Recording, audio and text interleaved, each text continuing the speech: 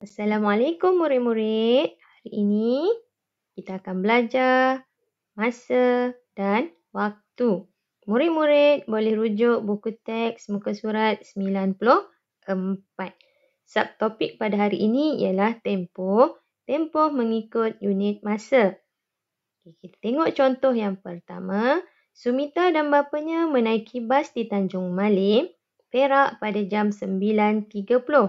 Mereka dijangka akan tiba di Batang Kali Selangor pada jam 10.15.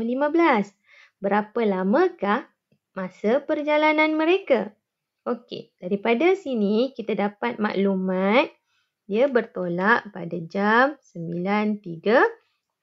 Kemudian dia tiba pada jam 10.15. Kemudian dia tanya berapa lamakah masa perjalanan. Okey. Jadi, kita boleh perhatikan contoh penyelesaian yang diberi. Dia mula pada jam 9.30. Kemudian, dia tiba pada jam 10.15. Jadi, gunakan muka jam.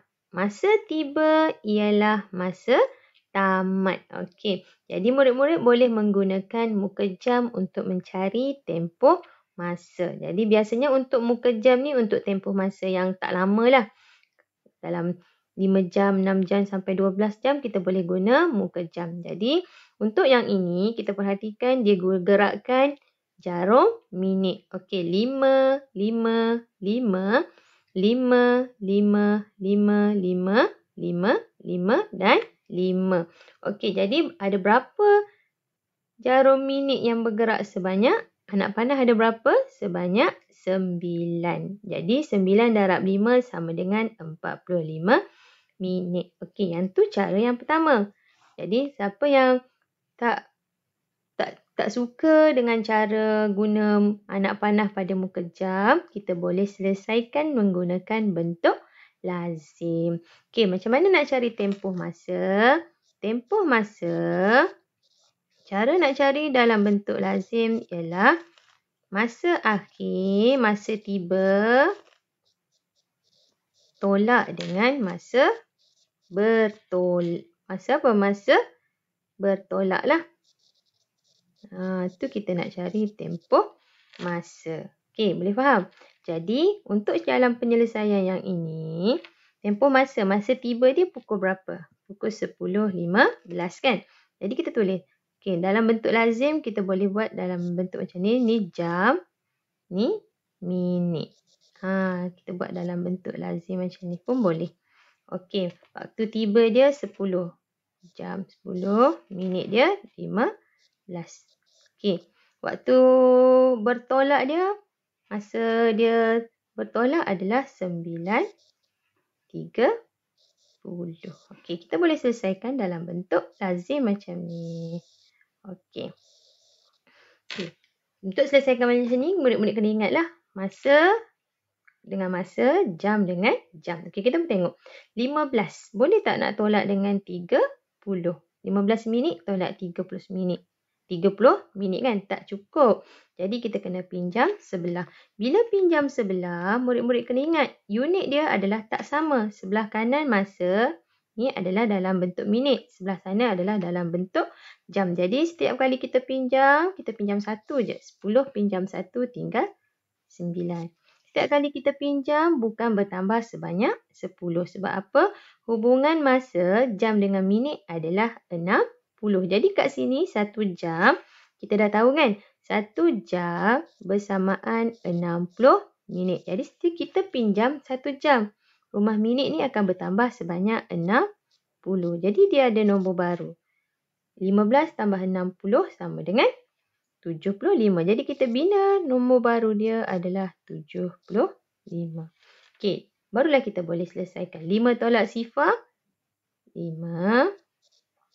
7 tolak 3 adalah 4. 9 tolak 9 adalah sifar. Jadi tempoh masa dia adalah 45 minit. Okey, boleh faham?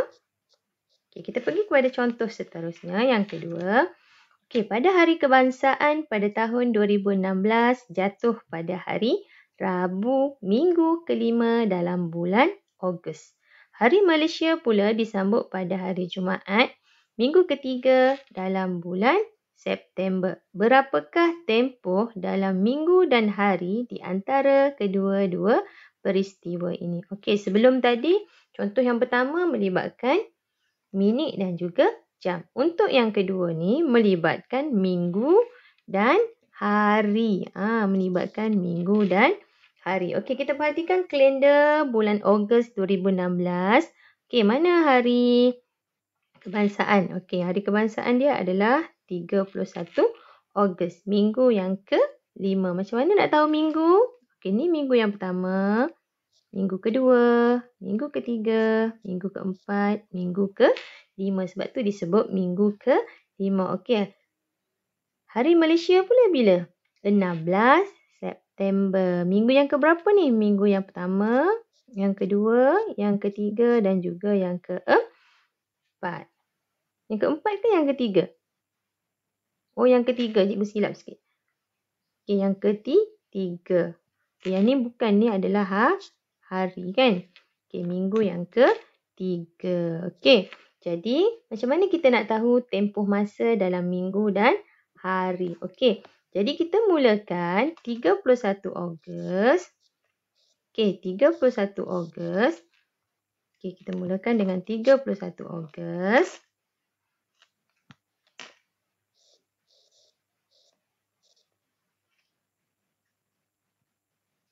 Okey, kita mulakan dengan 31 Ogos.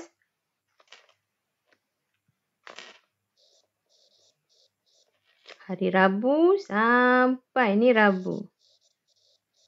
Okey, dia akan pergi hari apa untuk cukupkan seminggu. Biasanya seminggu ni 7 hari kan.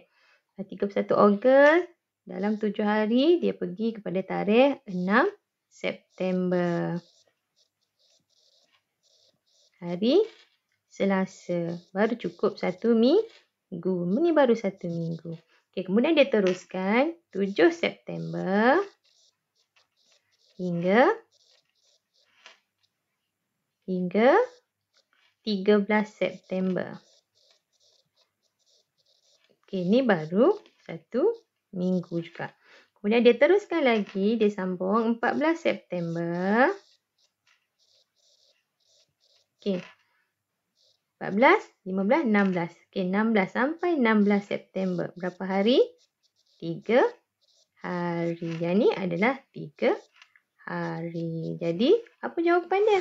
Tempoh masa di antara kedua-dua peristiwa ini ialah, tempoh masa dia, okey, 1 minggu tambah dengan 1 minggu dah jadi 2 minggu. Okey. Jadi, yang baki dia adalah 3 hari. Dapatlah jawapan dia. 2 minggu, 3 hari.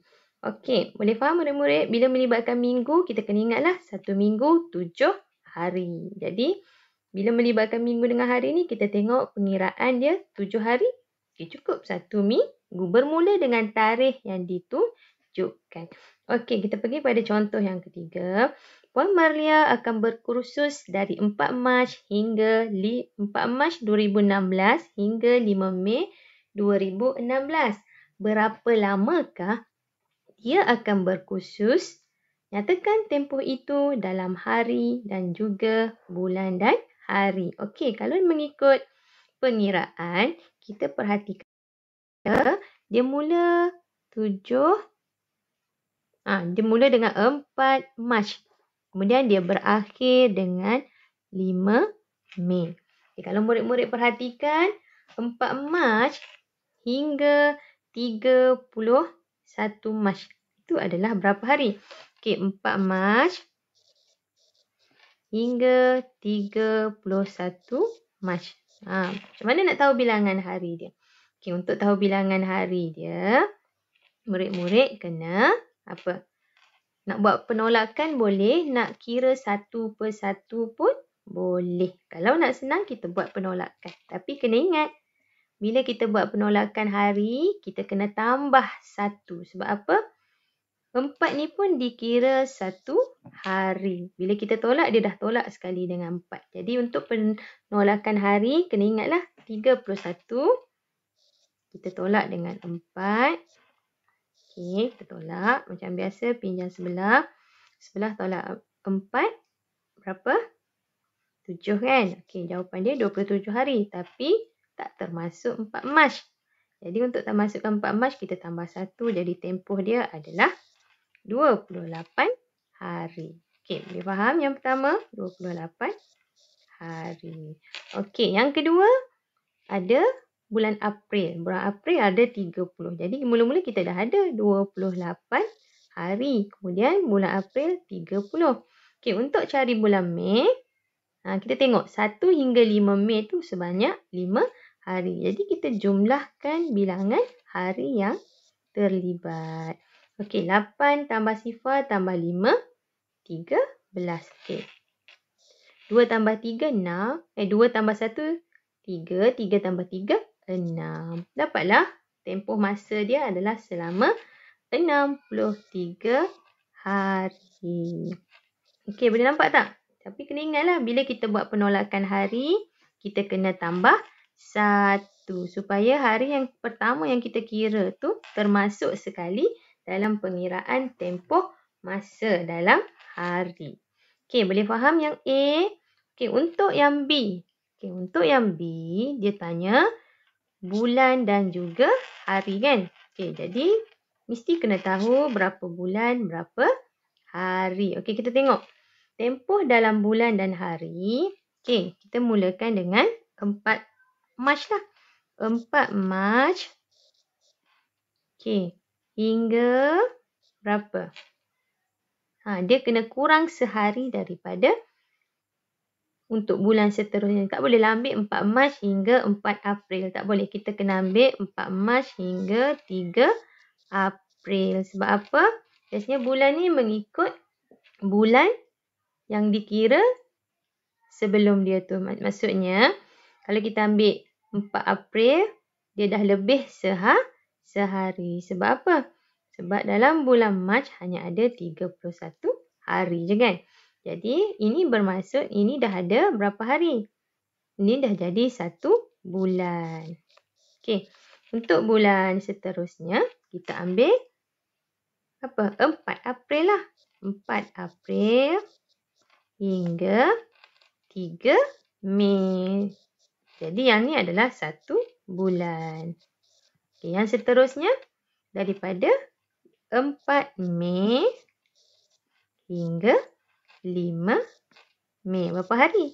Kalau kita kira 4, 5 dah 2 hari. Tapi kalau kita kira 4 tolak 5 sehari. Kena tambah 1. Yang ni bermaksud yang ni 2 hari. 4 Mei tu dikira sehari. 5 Mei dikira sehari. Jadi 1 tambah 1 dapatlah 2 hari. Jadi jumlah dia 1 bulan tambah 1 bulan sama dengan 2 bulan. Hari dia selama 2 hari. Okey, boleh faham contoh yang ketiga ni? Okey, kita teruskan dengan contoh yang keempat. Okey, contoh yang keempat. Satelit Temis dilancarkan oleh NASA pada 17 Temis ke Demis? Okey, Demis lah. Satelit Demis dilancarkan oleh NASA pada 17 Februari 2007 untuk mengkaji tenaga yang dikeluarkan oleh magnetosfera bumi. Tempoh misinya selama 7 tahun, 7 bulan dan 11 hari. Bilakah satelit ini ditamatkan? Okey, bila kata ditamatkan ni maksudnya waktu akhir. Dia mula 17 Februari tapi tempoh masa dia adalah 7 tahun, 7 bulan, 11 hari. Okey, bila melibatkan tempoh masa, tadi kita kira waktu akhir tolak waktu awal kan. Jadi tapi yang ni dia dah beri tempoh masa. Tempoh masa diberi, waktu awal, waktu dilancarkan pun diberi. Jadi macam mana kita nak tahu? Kita boleh buat dalam bentuk lazim, tahun, kemudian bulan, kemudian hari. Okey. Jadi tempoh masa dia mula dengan 17 Februari. Okey, 17 bulan 2 tahun 2007. Biasanya kita susun hari dulu kan. Jadi untuk bentuk lazim yang ni kita susun dulu mengikut tahun. Jadi tempoh masa tu adalah tempoh masa dah diberi. Jadi untuk cari waktu akhir kita kena tambah waktu awal dengan tempoh masa. 11, kata apa? 7 tahun. 7 bulan 11 hari. Okey, 11 hari, 7 bulan, 7 tahun. Jadi kita kena buat operasi tambah untuk cari tempoh, untuk cari waktu ditamatkan, waktu akhir. Okey, tambah macam biasa. Hari kita tambah 7 tambah 1, 8. 1 tambah 1, 2. 7 tambah 2, 9. Okey, 7 tambah 7, 14. 1 kat bawah. 1 tambah sifar, 1 sifar, 2. Jadi, satelit Demis ni ditamatkan pada 28, 9. 9 bulan berapa? Bulan 9 ni nama apa? September 2014. Okey, boleh faham? Ingatlah, bila cari waktu akhir, waktu awal mesti tambah dengan waktu tempoh masa. Okey, tengok sekilas fakta. Magnetosfera bumi ialah medan magnet di sekeliling bumi yang melindungi bumi daripada angin suria, sinaran ultra berbahaya dan radiasi daripada angkasa lepas. Itu adalah fungsi magnetosfera bumi. Okey. Jadi, cikgu harap dengan penerangan ringkas daripada cikgu ni, murid-murid dapat apa yang cikgu sampaikan tentang tempoh masa. Setakat ini saja. Terima kasih. Bye.